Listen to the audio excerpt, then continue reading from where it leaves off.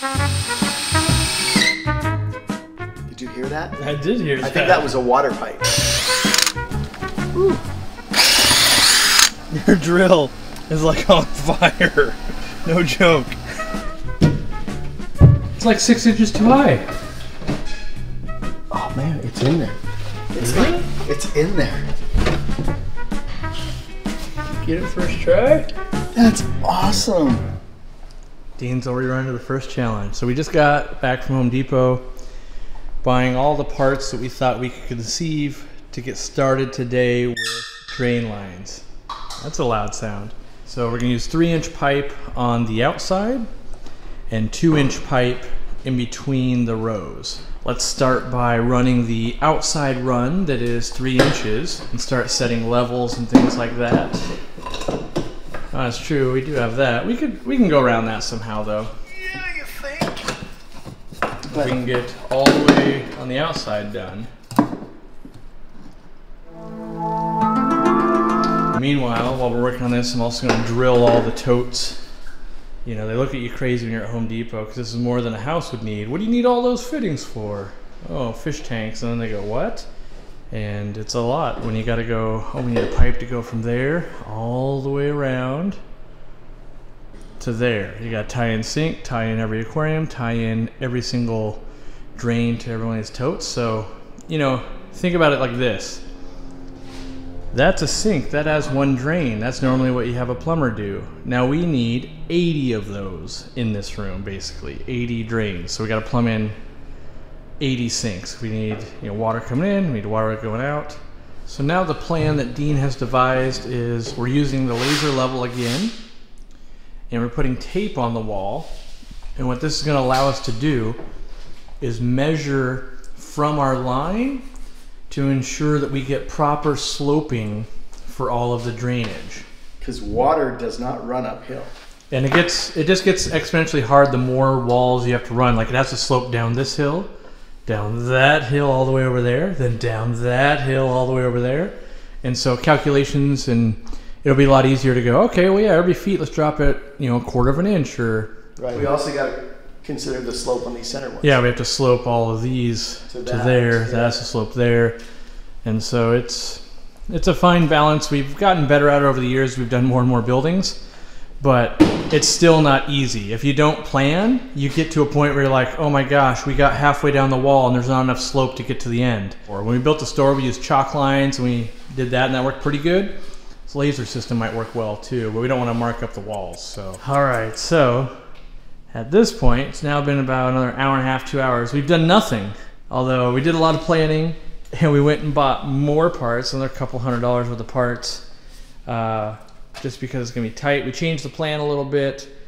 Now we're gonna put 2 holes in the wall going outside instead of 1, so we can get the right drop and make sure water moves where it needs to move. So half of building a fish room is the planning. Yeah. Because if we do something that we regret, it's going to take a lot more time and a lot more money. You lose all the money, you can't reuse a lot, and it's twice as hard to rebuild it. So we're going to try to do something we don't know about yet. Yeah, we're working on it. What do we want? We want a hole this big. Through the wall, through this nice new wall we made. But we have no idea what's on, where it's going to hit on the outside, so we're going to start with a little hole. That's a good sign. Hollow. All right.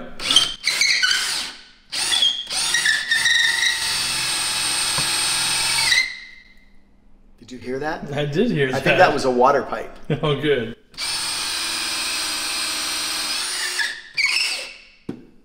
Now we go outside. Let's go see what we got.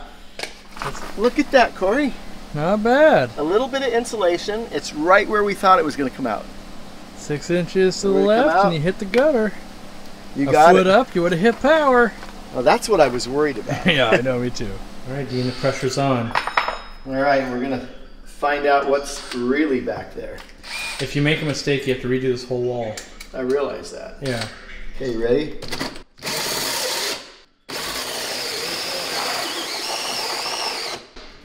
We're in the drywall. Yeah. Whoa. Get the wood out of there, and then hopefully... We're missing the plate. Yes! So we can go outside. It's not even 5... Well, yeah, it's almost 5 o'clock, and Dean and I were saying either we're getting older, or we swear it's getting darker earlier. Yeah. Right. So there you go. I think that's the hole right there. Yep. This is the worst siding, by the way. The contractor was like, this is the stuff they outlawed after the 90s. I was like, I oh, remember good. it. It's funny on the camera, it looks a lot brighter because it's compensating than it actually is out here. You know what's going to happen? I'm going to run out of battery. Could be. Okay, while you film yourself drilling, I'm going to go get a new battery.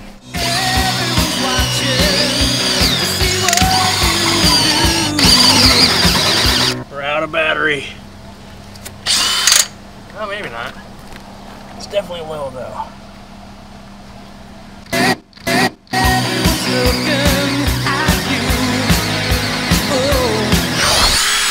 It's definitely hot. Yeah.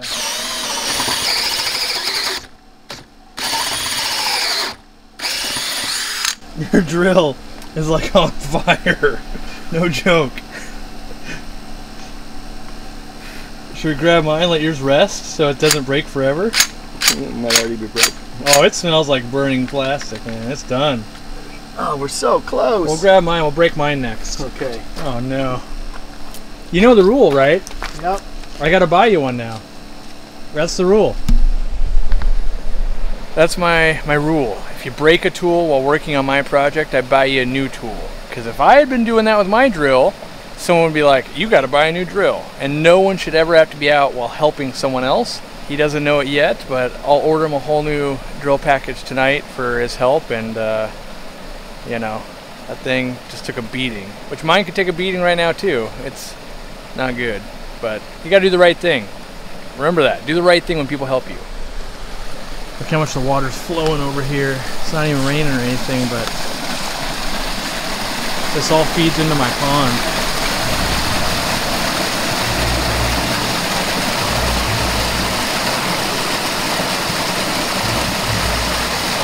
I took the charged one. Alright, hopefully it'll... Ooh, that's still hot. Oh yeah, this thing was on fire. What do you expect?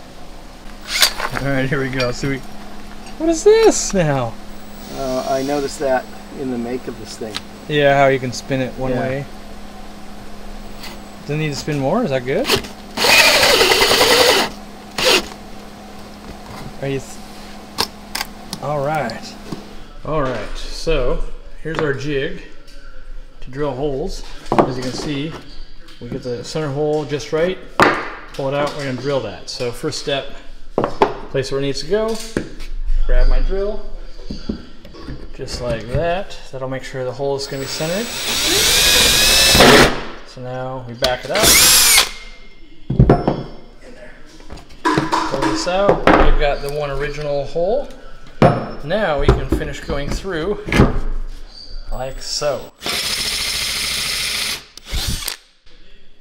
And that's hole number 3.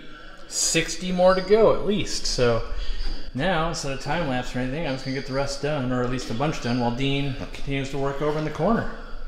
The unglamorous part, plumbing is never glamorous when it comes to a fish room. It's an unsung hero though. If you do it right, your fish room's amazing. And as you can see, like, oh, that looks like a J. You put it on the wall, and that clips the pipe into place. And as long as we get those set correctly, we should be good. yeah, this is the first time I've ever been able to afford to use J-clips, and they're only like $1.50 or $2, but my budgets have always been so tight. And the other thing is, like with the first fish room where it was cinder blocks, that doesn't work. Like I've got wood, Right. because you can't, it's meant to be under a house where wood is, so drywall and all that kind of stuff typically won't work, but this is really nice to be able to use something this sturdy. And we are putting them where you cannot see them. Right. Just so you guys know that. Well, I didn't know that. That's part of Dean's plan, but that makes total sense. Hide it, put one there, and then basically put one over here so you won't be able to see it. Dean's a master at hiding stuff. He's really good about like hiding the writing. Whereas I'm just trying to make sure everything lines up right. He makes it line up and look good. So we're gonna put one here. All right, you're on, Dean. Got them all lined up. So we're about to put the first tote in place. And so I've had to calculate the drop for each of these sections. Mm-hmm. So I know that each tote is getting a shorter pipe as we're going uphill. Yep. Hopefully that's right? It'd be horrible if I cut them and made them go downhill, wouldn't it, at this point? That would be horrible. I know these pipes are all the same length. Mm-hmm. Which I should probably measure before we put the tote back there. That's a good point. I know that that pipe has got to get into that elbow. You got to slide it in. And we already know we've sloped this pipe. Yep. So we've got it all the way to here. Yeah. And it'll get fixed with the J-hooks as we go, but I don't want any J-hooks in the aisle. Yeah, we don't want to see them. So to speak, yeah. Maybe it all falls apart. I asked him if he wanted help, but he said film it. Nah, just film it. It's like 6 inches too high. No, I'm just kidding. I'm hoping it's close anyway. It looks pretty close. Yeah, that's right on. Gotta get the glue on it now. One tote on the outside. Oh man, it's in there. It's in there. Get it first try? That's awesome. Looks like it. Okay, someone pee in the end and we'll see if it drains. Yeah, the pee test? Yeah. Nice. Hold on. That's why we keep Joel around. He's got a pee test each drain. He's good at that. We have him just drinking massive amounts of Gatorade. From over here. Yeah. Joel's doing the GFI outlets, making sure we extra safe. Oh yeah, did you film one so it's exciting? No, I didn't make it exciting yet. You shock yourself? No. We can go to the one over here. So this is the tester that you plug in to the outlet, right? Mm-hmm. Then it gives you a reading just like this one does. Right, yeah.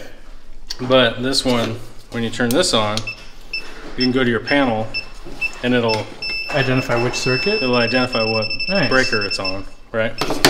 But I use them at the same time in conjunction because like this has a GFI tester on it. Same with this. So we'll plug it into the GFI and I'll show you how you test. Just make sure it's working properly. So you see how we have, there's all the little readouts. 2 lights on the right is wired correctly. Okay. And then you know. You pass So the when test. you go to test it, and then you have a light on the other one. That to way see you know that one went out. that one actually went out.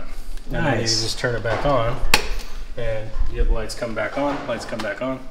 It's Nice. an easy way to test, and then you can test the whole circuit that way. I've always just like, yeah, it's working, and assumed the other one's working. Right. That actually double checks it. And then, so you have a button there, you can actually test the GFI there, and then you can also test the ground here. Ah, because yeah, it popped the other one.